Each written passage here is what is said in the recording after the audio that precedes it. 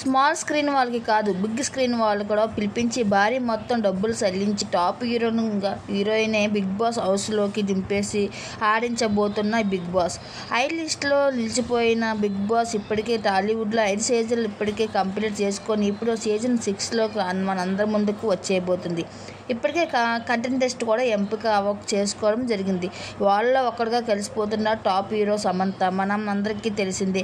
Happy heading ఇది మన కథ వంటి సినిమాల్లో నటించి తన అందరి ముందు మంచి ఆదర అభిమానాలను సంపాదించుకున్నాడు. అటువంటి అతనికి అంతగా అవకాశాలు లేవు అని చెప్పుకోవచ్చు.